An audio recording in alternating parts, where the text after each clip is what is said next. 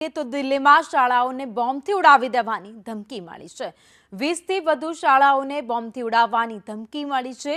Richmond global અભિનવ public સ્કૂલને બોમ્બથી ઉડાવી દેવાની ધમકી આપવામાં આવી છે।